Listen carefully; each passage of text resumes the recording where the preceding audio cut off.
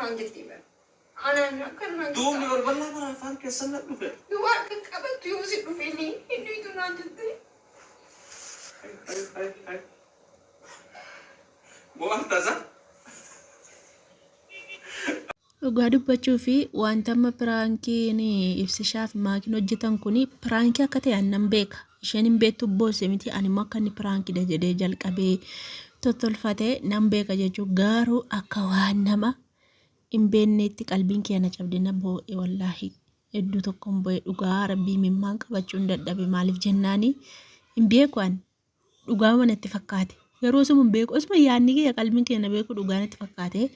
Dhugaa rabbi namoonni akka qotaatan hin jirtu koomentii barreessaa dhugaa ibsishaa dhugaa piraankii akkanaan hojjetin wallaahi piraankii akkanaan hojjetin maaliif waan qalbii nama cabsudha yookaan itti mi hojjedhu gara bayeetta bahuuti itti miti ittiin mari'adhuuti hojjedhu dhugaa rabbii malee akkasittiin boosisin qalbii na nyaatte dhugaa baay'ee tokko qalbii na nyaatte baay'ee tokko qalbii na cabsite miskiinatiyyaa namni ogeettiin akkasiitiin hin jirtu dhugaa rabbii ayyii inni itti naan jedhee inni itti naan jettee miti jetteen dhugaa obsituu utuu tokko tokkooti baadhiisi boo baadde dhugiyoo barbaadde dhiiseessaa fideen keessa buusettee itti laggaamti teesse jechuudha.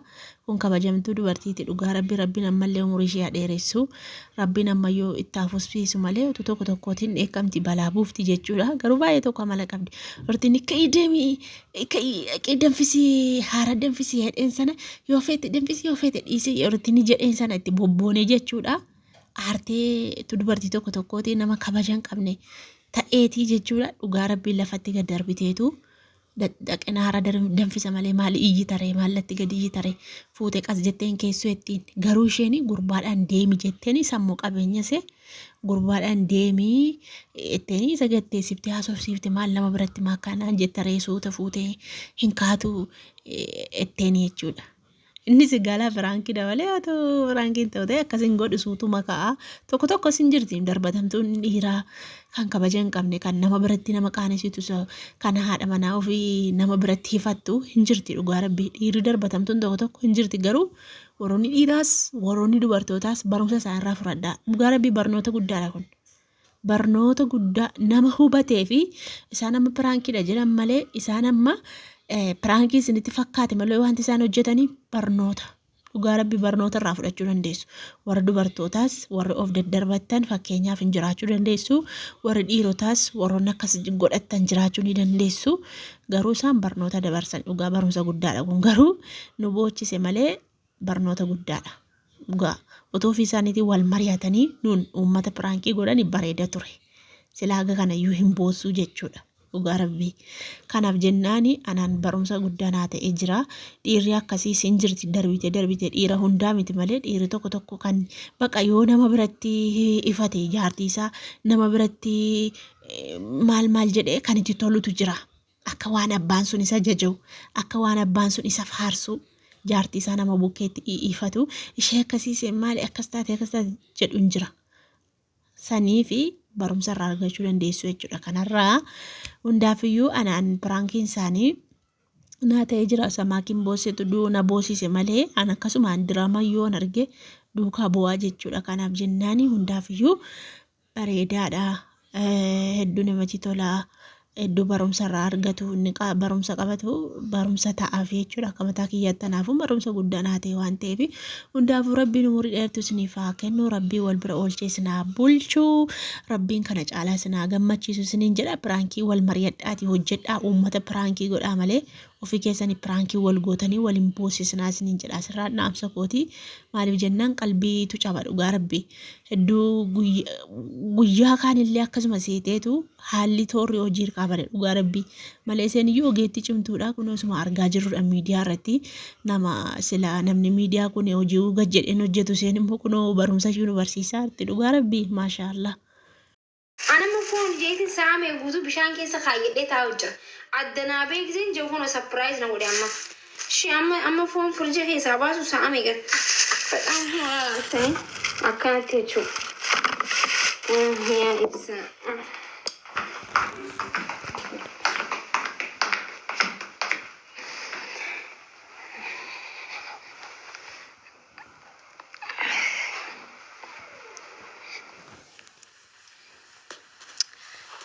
Saame.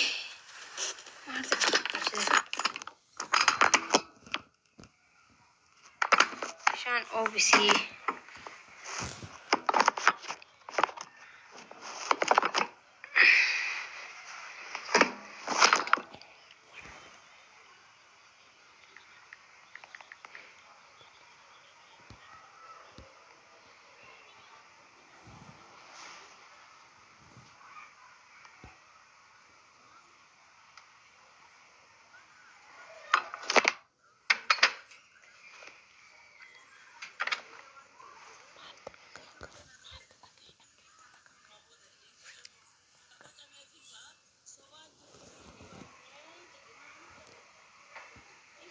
Uffata qayyaradhu ofirraa maaliif zannaqeetiin nyaata godhaa maaliif hin ofirraa qayyara zannaqeetiin godhaa sammuu ofirraa baasee qasaala darbee khabraa uffadha habibti uffata qarsha kumaa fi ho'i maaliif hin ofirraa baasa zannaxuun qaba ጊዜን hoshina zalagus ጊዜ nyaata godhus ጊዜ waa hunda zannaq jechuu qaba jaarsa xiyyaaf indee akka ustaasi jette kaalsi miila fi jaaketta isaa fudhee kishinaa keessa dhaabadhu way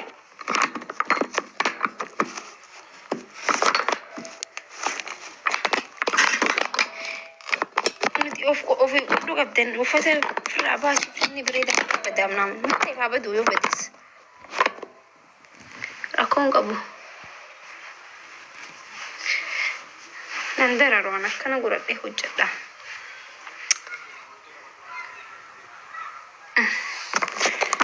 tame kuma mala koy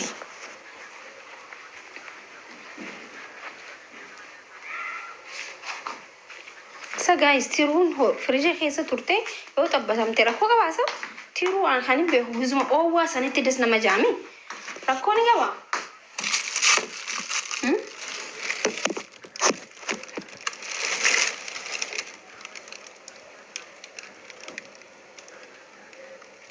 hin qabu ni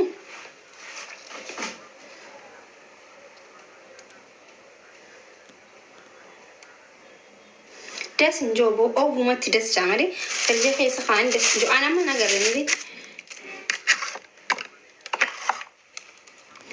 gize ida gize wanti da gize so mani senu rei isatu kale dufi wantif tiru rali se jen turene inni karu waluma itigalchi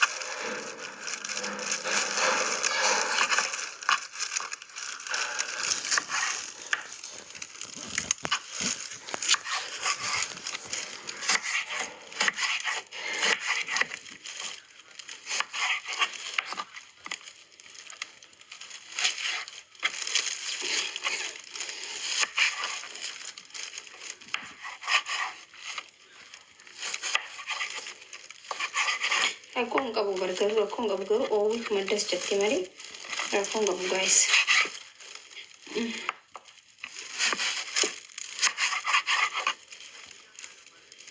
Kaayyoon xiyyaama isii dalagu ni dibar.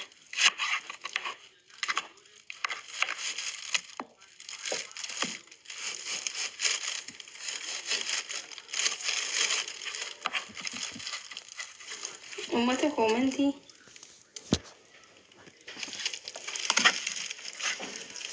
utama maal taatanii wal qabaa jirtan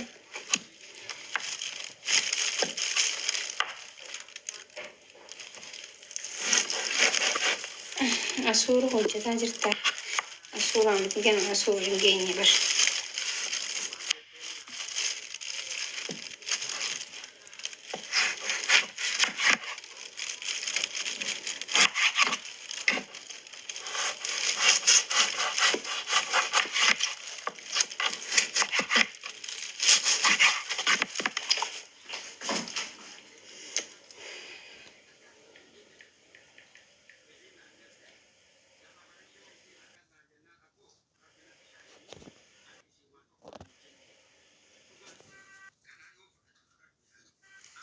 ሄሎ